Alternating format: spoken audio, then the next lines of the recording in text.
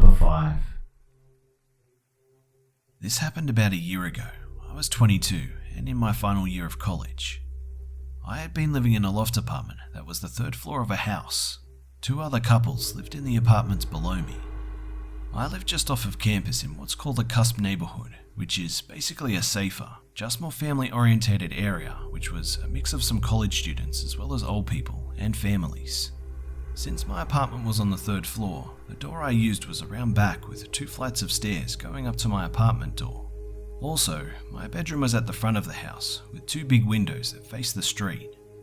One night, I was coming back from working on my thesis with a classmate at her apartment. It was late, around midnight, and I drove down my street to find parking. I lived at a cul-de-sac with a dead end, so I turned around when I didn't see parking and decided to park on the main street that ran perpendicular to mine. I had done this many times before and walked to my apartment late at night on multiple occasions and always felt safe. After I got out of the car and pulled my 2 heavy bags out, I noticed a man standing in the street where mine began. He was about 40 feet away and his face was sort of covered by shadow, but he was facing me and I could tell he was staring at me. He seemed to be in his 30s, was wearing regular looking clothing and had a dog that looked to be a kind of beagle next to him. Normally, I would just shrug it off as some guy out walking his dog, no biggie. But I still had one of those really bad gut feelings like something was up with this guy, and here's why. First of all, he pretty much seemed to appear out of nowhere. I had been driving down my street and I didn't see anyone, nor did I see anyone up or down the street I parked on, and I was actively looking around to find a parking space, so I would have seen if someone was walking down the street. Secondly, he was just standing there, facing me. If he were walking his dog, shouldn't he be doing the obvious, like walking? Then the last thing that to me was the creepiest was that he was standing in the middle of the street, not by one of the sidewalks on either side, but smack in the middle, like he was trying to block the street or something. I fumbled for my keys to lock my door and noticed him still standing there, just staring. I knew I had to walk by him to get to my apartment, so I was starting to get pretty creeped out at this point. Not to mention that his dog was just as frozen as he was, not moving and also staring at me. So I sort of half smiled in his direction and said, "Hello," pretty loudly, trying to show confidence in that I wasn't scared of him. I started walking as far to the left of my street as I could, the side that my house was on, making sure my house key was ready to go to unlock my door quickly. My house was 4 houses down from the top of the street, and there's a small street lamp right in front of my neighbour's house that kept it from being totally dark. The man hadn't said anything in return, and I was avoiding eye contact, trying to look straight ahead. Something possessed me to glance at him, and I wish I hadn't. When I looked to my right, he was grinning at me. This really sinister looking grin. The only thing moving was his head as he followed me. I snapped my head back and increased my speed, trying to mentally locate where my phone was in my bag if I had to call 911. When I got to my house, I turned left to take the little path leading to where my door was and quickly glanced back to see if he was following me. He was directly under my neighbour's street lamp, like a spotlight, about 15 feet from me, just standing there with his frozen dog still staring and still smiling. At this point, I just bolted to my door. It was not well lit by any means, and I couldn't see whether or not he was going to follow me to the door. I unlocked the door as fast as I could, slammed it behind me and deadbolted it shut. I turned off the stair light because I didn't want him to see me through the window at the 2nd floor landing and know which floor I lived on. I fumbled up the stairs to my apartment door, unlocked that and turned off all the lights to my apartment. I crept into my bedroom. Thank God that I had drawn the blinds before I left, and made a little hole in them with my fingers to look outside. Much to my horror, he was standing in the middle of the street again, directly in front of my house, looking up at my window, still smiling, and this time, waving. I freaked out and grabbed my phone from my bag and called my dad. I probably should have called the police in hindsight. I was in hysterics, telling him what was happening. He told me to calm down, make sure all my doors and windows were locked, and call campus PD. I called the campus police, and this time, much more calmly explained my ordeal. By this time, I felt safe enough to look out the window again, and I didn't see him. They eventually came about half an hour later, took my statement and searched for the guy who, of course, was never found. They did say, however, that there were boot prints in the dirt by my back door, as well as the same prints in the side garden my neighbours who lived in the first floor kept. The garden was on the other side of my house, right under one of their windows. Needless to say, I made sure both of my first and second floor neighbours were warned about this creep. I think the thing that creeps me out the most is that I never saw him actually walk anywhere. It seemed like he just appeared. I never heard footsteps or any indication he had moved closer to me, and every time I saw him, he was just standing there, with his dog who wasn't moving either, not a sound from either of them. That smile still gives me the shivers. Number 4. So, I'm a fairly new police officer, out of the military recently. Just finished up my probationary field training period with my department a few months ago. This all happened a couple of months ago, shortly after my training period finished up and I got on patrol and work shifts by myself. It was a very small department, only 4 full-timers, including me, 8 part-timers and 8-ish reserve officers. So I live in a rural New England town, very large land-wise, very old but very small population-wise. I'm dispatched to a wicked strange situation. I'm being informed that a woman is saying that there's someone in her upstairs in her home. So I arrive on scene. I'm greeted by a young woman about my age with 3 kids, aged 2-ish and 8-ish, in her arms. She is incredibly distraught. The kids are crying. We'll call the woman V. V explains that she is the babysitter for these kids. The parents are out of town. She was playing with the kids downstairs when they heard a tremendous bang from upstairs, then another. Then it was like someone was jumping up and down. Then footsteps, heavy footsteps. Then the footsteps are running. Now, this house is at least 200 to 250 years old, and it's more of a mansion to be honest. The current owners are extremely wealthy. V tells me that the owners had done some extensive renovations, and following this, she had begun to hear noises. Small things though, nothing like this. Well, my first thoughts weren't anything necessarily paranormal. I'm pretty much a skeptic when it comes to all that, even though I've had 1 or 2 more strange experiences beside this one. My first thought is that someone is actually in the house, realized V and the kids were home, and begun rushing around upstairs to locate an exit. I wasn't jumping to fucking ghost man just yet. So having had plenty of CQB experience while in Afghanistan, I was not about to clear such a huge house on my own, blind spots galore. I secure the family in my cruiser and go to the side of the house, where, luckily, I'm able to cover both the front and rear of the house, and one side of it, so 3/4 of the exit are covered. I'm the only officer on shift at the time, so dispatch has to request an officer from a town we have a mutual aid policy with. He's on a back road that connects directly to the town I'm in, so he gets there in 5 minutes. He arrives with his field training officer, FTO. He was still new enough to be riding with him. Luckily, I know this guy. He was a newbie cop, like me, but also a veteran with combat experience. So I know his clearing skills are on point, and I feel better. The FTO says he'll take charge of the family, where to clear the home, so off we go. He enters from the rear of the house. I go in from the front, then meet in the middle. Clear the first floor, then the basement, then up to the second floor, then the attic. Now, we both got a wicked creepy vibe up there. I mean, as soon as we got up there, he goes, "Fuck man, you feeling that shit?" I acknowledge him, and we continue on. As we get deeper into the attic, we get this horrible chill, but there's nothing up there.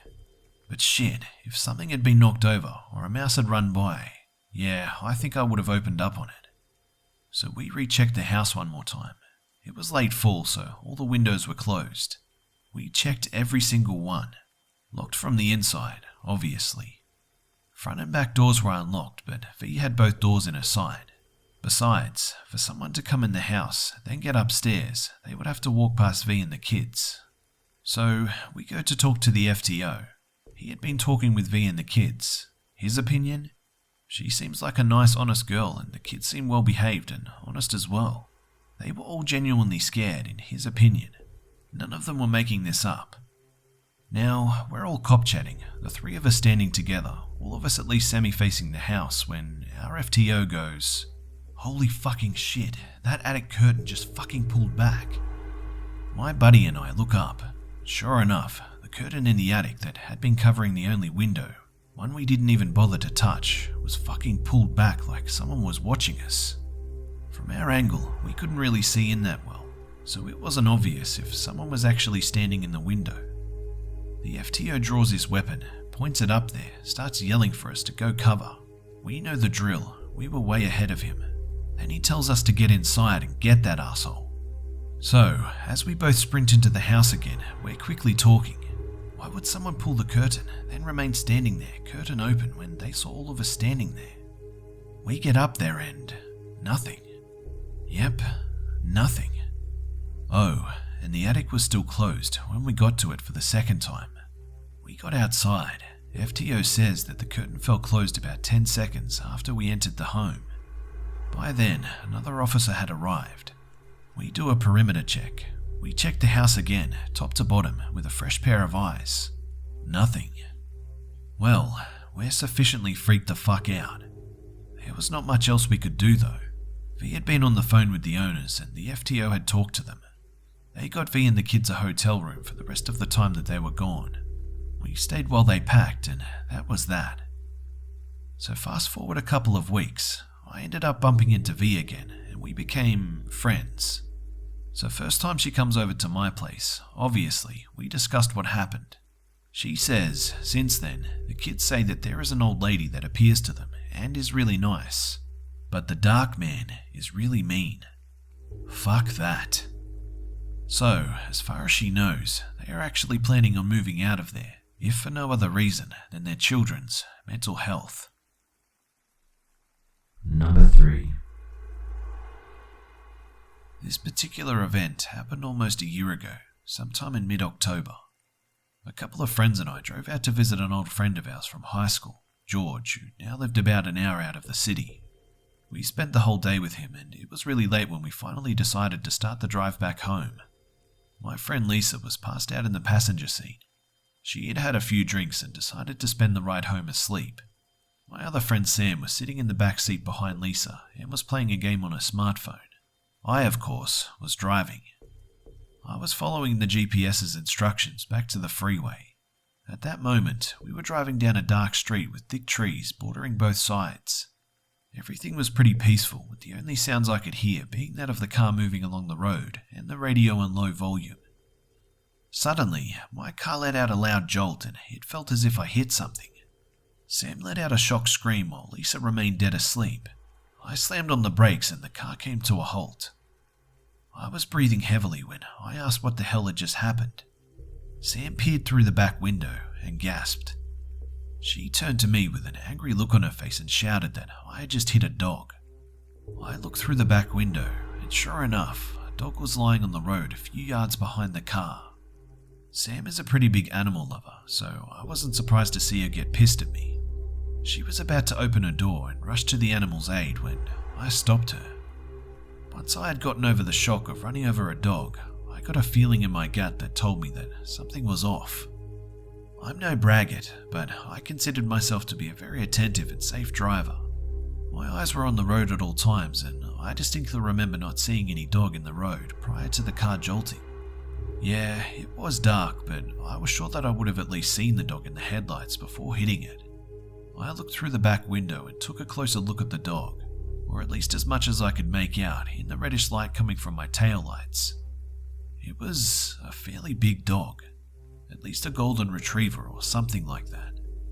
One particular detail caught my attention. I could see the dog's tail wagging.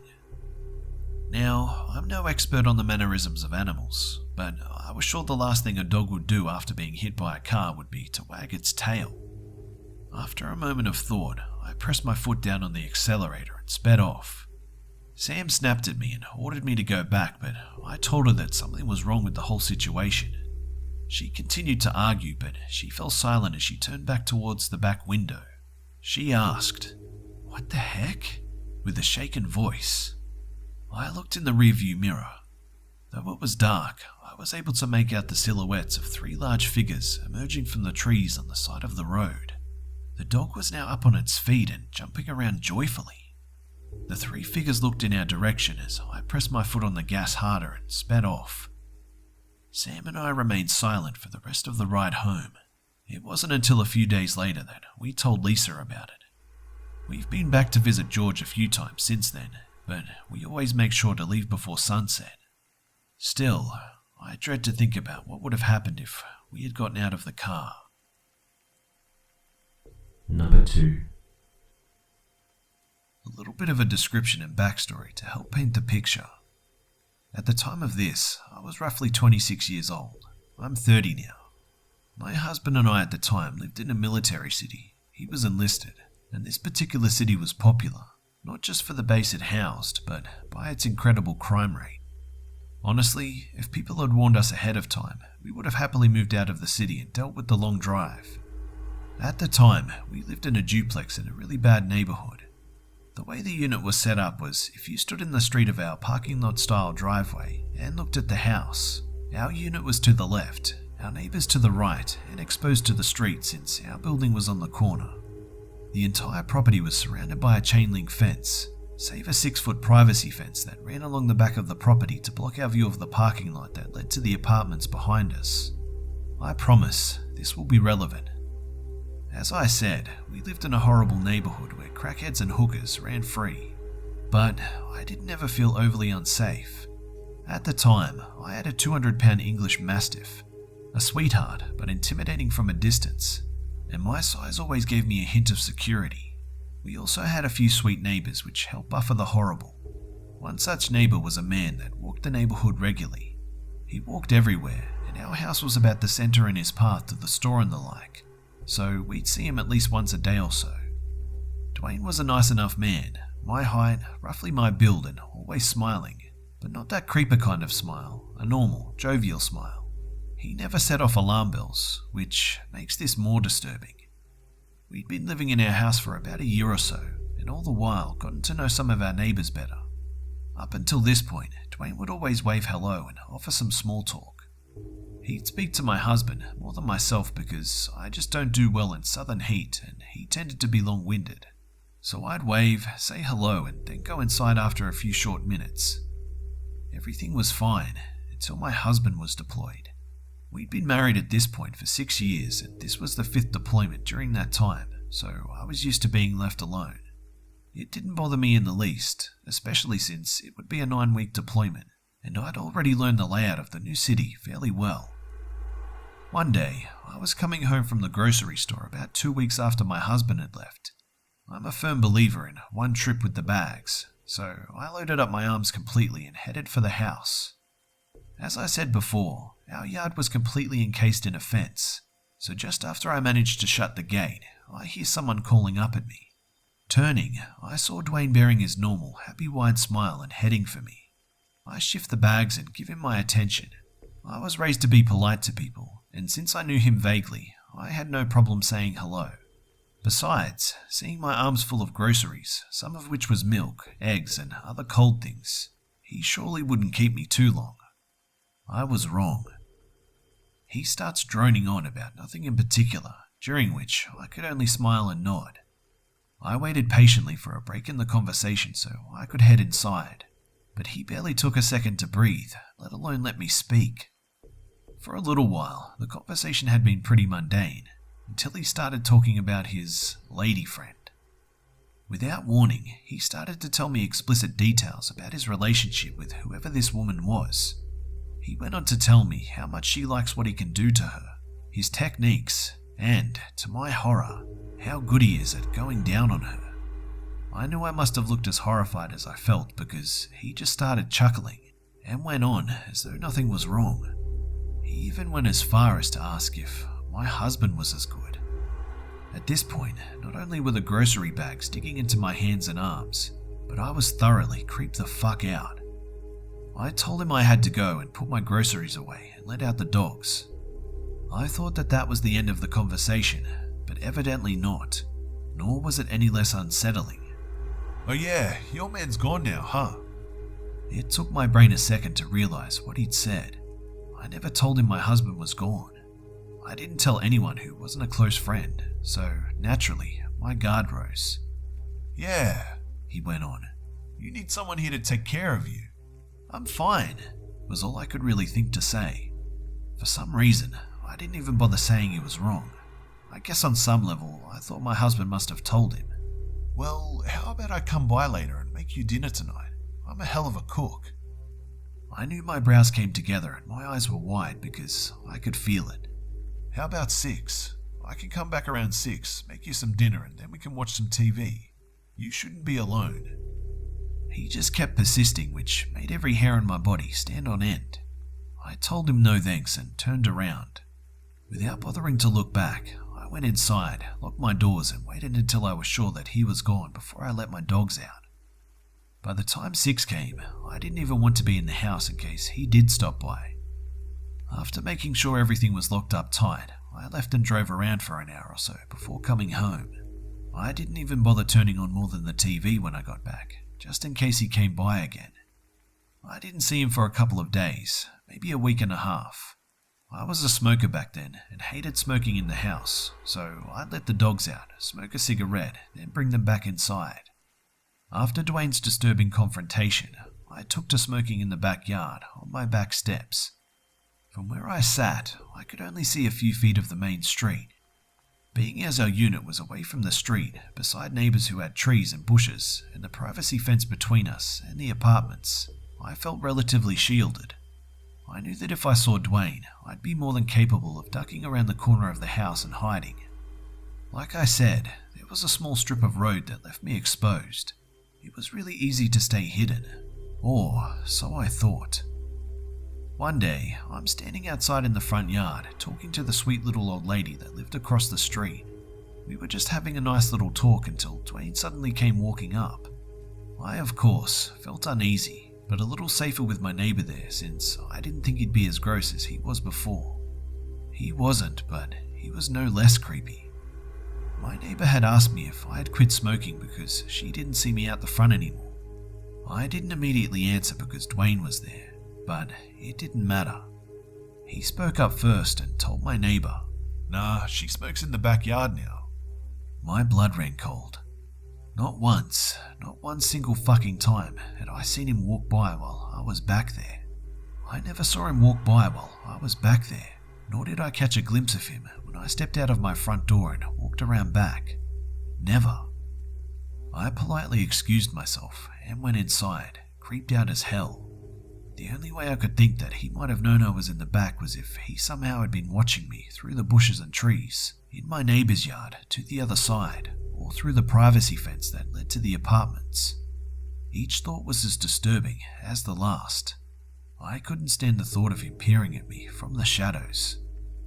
That was the last time I smoked outside. I didn't go outside unless I had errands to run until my husband came home a few weeks later.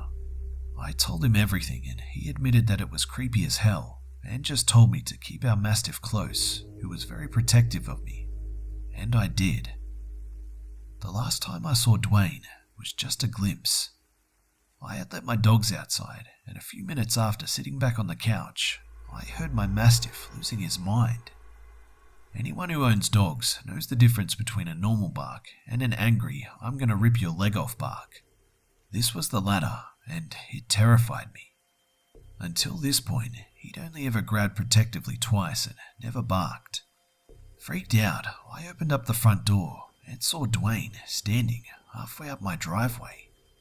It looked like he'd been walking up my fence, probably to say hi when my dog caught sight of him. The bark was so ferocious that it had him and me completely still. My dog continued to bark and even charged the fence, which he easily could have taken down if he chose. Every hair on the back of his neck and down his spine was standing on end, and it was pretty obvious that he wanted a piece of Dwayne. Dwayne glanced at me, forced a smile and a wave, and backed away slowly out of the driveway. My dog didn't calm down until he was out of sight, at which time I was able to get him in the house. I was so grateful that I gave him half a package of sliced turkey lunch meat. I don't know what or if Dwayne had anything planned, but my dog, who never had a problem with him up until that point, definitely knew something wasn't right. Like I said, we'd been in that house for just over a year, and many times Dwayne had stopped at the fence to talk, and our dog never reacted like that. It still freaks me out to think about why my dog suddenly changed his mind, and I haven't seen Dwayne since. Number 1. A little background story about me. I'm a female, Colombian, 29 years old, athletic and adventurous. I enjoy traveling, walking, hiking and camping. This happened about 6 years ago. In one of those trips, I was with my ex-boyfriend and our 2 dogs. He had a crossbreed brown lab-looking dog, and mine is a golden retriever. Not scary dogs at all, but certainly big and with powerful barks. We always went walking with them on trails and exploring around the city limits, but this time he had heard about this river in the middle of the mountains with a huge cascade that seemed to be out of this world.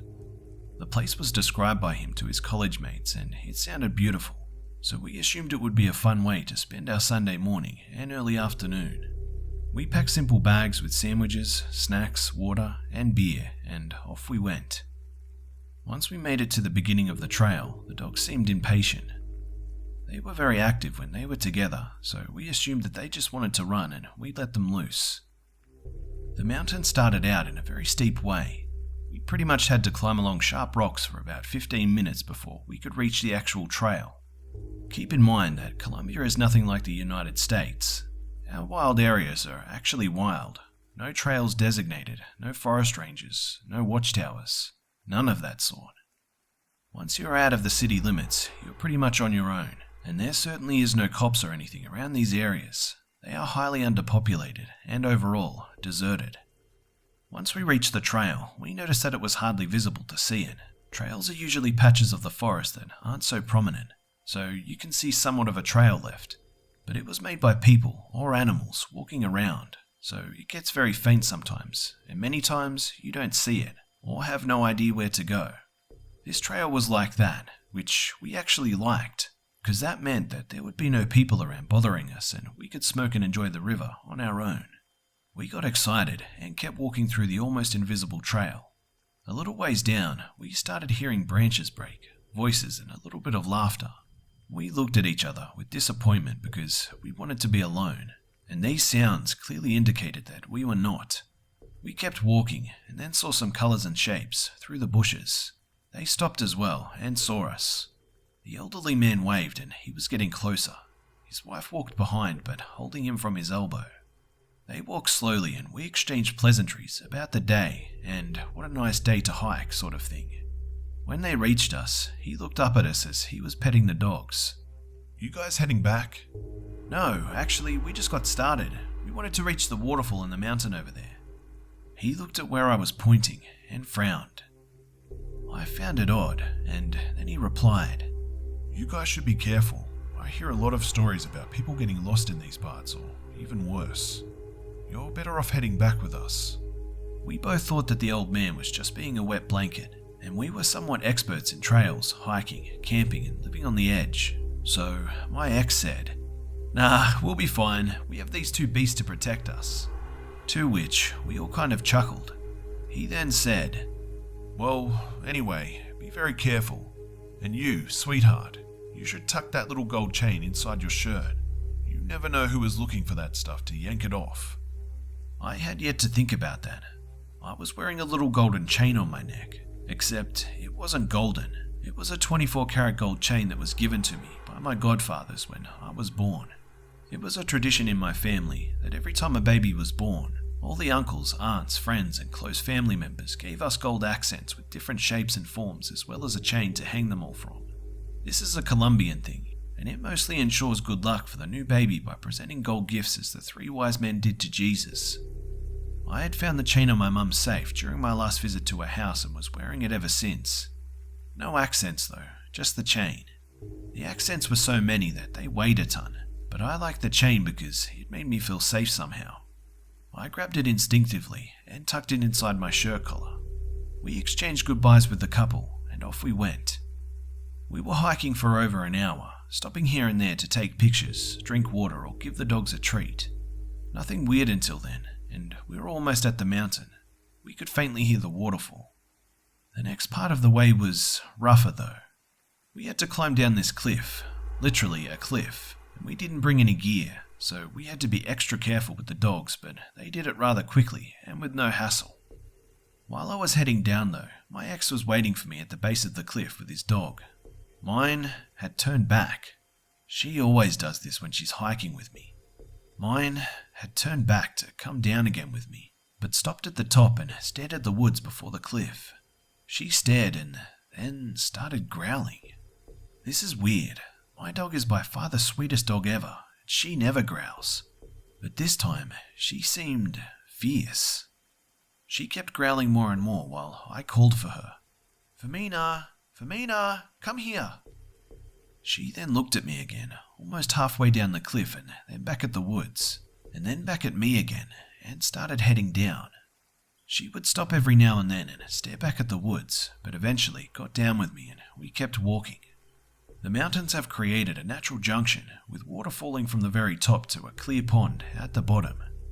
The water was freezing cold and the noise was pretty intense. The dogs were beyond themselves. They started running, jumping, chasing each other, barking and swimming. We took off our clothes and jumped in as well. It was delightful. The cold water against the hot weather felt like heaven, and we were high by then, so the sensations were very strong. We kept playing in the water for a while. Then we got out and sat on the rocks to smoke some more. After a while, we heard the dogs barking, but not playfully like before. They were barking loud and menacingly. We looked at them. They were both at the very edge of the pond, staring at the woods on the top of the mountain and barking. The fur on their backs was raised. They looked creepy. I called for Mina again, and my boyfriend did the same with Rebecca, but neither of them flinched. Their paws were firm on the ground, grasping at it. Their barks were so loud that it was becoming unbearable. I got up and walked over there and grabbed Femina by her torso, just kind of giving her a hug and pulling her towards me. She kind of snapped out of it and started licking at me furiously. I kept asking, "What's wrong, girl? What's wrong?" And she just whimpered, licked me, and then started going back and forth from the edge of the pond to where I was kneeling. She whimpered really loud, like crying, and I was getting scared. I said to my ex, "Screw this, I'm out of here. She's acting really weird." Rebecca, his dog, always barked at everything, so he wasn't concerned at all. He agreed though, and we started packing. Then I heard something, a whistle. It was definitely a human whistle. It sounded like a little melody. First a long one, and then two short ones. I stopped dead on my track and tried to hear it again, over the barking and the waterfall, but I couldn't hear it anymore. I thought to myself, weirdest bird ever, and put my backpack on. We started heading back to the cliff again, and the dogs were getting worse. It was almost impossible to hear anything besides them barking and growling, and Femina whimpering by my side. I started climbing first, and my ex was behind me, and the dogs made it to the top in no time, and started barking again and growling at the woods. I kept telling Femina to shut it, but she wouldn't. And then I finally made it to the top. One side had a huge drop of over 50 to 80 feet, and on the other side, there was the woods. Tall pine trees and wild bushes everywhere made them look dense and deep. I urged my boyfriend to hurry because the dogs were unbearable, and then I heard it. Branches breaking. The dogs got even more aggressive. They started running towards the edge of the forest, back and forth to where I was. I just stood there, staring as well. More branches. Now they were getting louder. I knew someone was there, getting closer with each step. I kept trying to see past the tree line, but only saw green and brown and darkness. But then a figure started emerging from it. First I thought it was just another couple, or maybe just a hiker like us. But this figure was moving weird, a little bit too heavy to be a hiker, and slowly, and had no backpack, but the hands were holding something in front of him. It was a shotgun. What is this? I freaked out. The dog started barking louder, and Rebecca almost jumped the guy when he came out of the woods. He was stocky, wearing a black jacket, shotgun, pointing straight at me. I yelled at Rebecca, "Rebecca, stop it! Come here!" And she actually did. Weird, cause she never listens. He then said, "Tell your boyfriend to come up." And I just took a couple of steps back. I was almost on the edge of the cliff and stared down.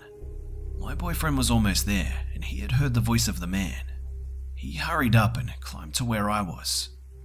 I was standing there, petrified, not able to talk, just looking at the dark circle of the shotgun barrel.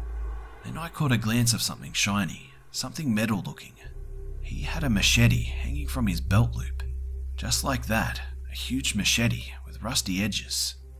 I was beside myself, but I managed to grab my boyfriend's hand as he stood up on the top of the cliff and stared at the man. My ex was nothing less than scary. He was easily 6'8" and weighed over 200 pounds. I don't know how much because we use a metric system in Colombia, but he was for all intents and purposes a big muscular guy. His green eyes glared as he stared at the man, and then he said, "Take what you want and leave us." The noise the dogs were making was extreme. The guy looked at me and pointed the gun as he said, "Grab those dogs and shut them up, or I'll shoot them both right here." I called them softly and grabbed Fermina by the collar. She stared, licking me and whimpering, scared and not understanding what was going on. Rebecca was a little rascal, so I kind of crawled on the ground and grabbed her by the back of the leg. She then turned around and I grabbed her collar. I held them both close to me while I petted them, whispering, "Shh, it's okay, girl, it's okay," over and over. I was in tears by then, but my ex stood his ground and just kept glaring. I saw his fists and he had them tightly closed as if he was going to punch the guy. He then said to my ex, "Don't try anything stupid, pretty boy." And they started getting closer. I actually thought of jumping off of the cliff, but then what? Even if I made it alive, they could easily shoot me from a distance in the canyon underneath. We were trapped. He then said, "Give me the bags." To which we replied by taking them off and sliding them on the ground closer to them. And then he said, "Stand up." looking at me and pointing the gun. I could now see his face. He had sunspots all over and really bad acne. His eyes were dark and small, like a bird's eyes. His hair was greasy and covered with a dirty black beanie. A big round nose completed the look and gave him an almost comical appearance. But there was nothing comical about that shotgun. I stood up, holding the collars of the dogs tight together, and then he said, Not bad. Not bad at all." He then turned to look at a guy with a revolver and said, "Bring me that gold chain." I kind of gasped when he said that, and the other guy started walking towards me. The dog started pulling the leashes. He stopped and looked at them, and then at the other guy and said, "I don't like these fuckers. Let's just get rid of them." I was full on crying by then and pleaded for them not to shoot the dogs. I took the leashes with one hand and with the other yanked the chain off of my neck and then turned and gave it to my ex. He grabbed it and stared at me. He knew how much it meant to me and my family, but it was either that or our lives. So he turned and walked towards the guy. He grabbed it quickly and went back to his position. The other guy then stared at us, then back at the guys on his side and asked them, "Have you ever had your way with a little spoiled girl?" and they all laughed. I felt like throwing up. My ex looked even more angry now. He then said, "We don't have anything else. Please, let us go." Then the guy quieted down and stared back. "You do have something else. I'm deciding whether or not to let you walk out of here with it." And then he gave me a perverted look that made my skin crawl. My ex then said, "Sure, you can have your way with her," in such a calm way that I thought he was giving me away. But then added, "After you fucking cowards fight me, one by one, and beat me until I'm dead, because that's the only way." They all laughed at this, loud chuckles, and then he said, "Nah, not worth it. I can just shoot you and be done with it." and then he pointed the gun at him. I was in shock. I couldn't believe that this is how our lives were going to end. Massacred over a stupid gold chain. 1,000 thoughts were going through my head. I was shivering when I heard this really faint whistle. It was really far away. Same frequency as theirs, but it was definitely far away. At least 3 miles away. It was faint, but I heard it, and they did too. The guy with the shotgun stopped laughing and stood still as he was trying to listen better this way. And then the whistle was there again, but this time the first whistle was way longer, and the 3 of them started walking backwards. almost retracing their steps back to the woods, and then the guy said, "You two fuckers are in luck." and turned around and disappeared as fast as they had shown up. My ex and I exchanged looks of astonishment and then bolted out of there, running through the woods like maniacs. The dogs were rattled up and they almost jumped and ran all the way down to the main road. We didn't stop, we didn't talk, we didn't even look back. We just ran and jumped and stumbled until we were in the first climb again. Only then did we look back. I thought I saw something behind the tree line, but I brushed it off as I jumped down and called out to Femina. We then started walking home at a slower pace this time, not excited anymore, thinking how we would enter the flat without any keys. They were in my backpack. I touched my neck. The yanking of the chain left a little red mark. After all, it was solid gold.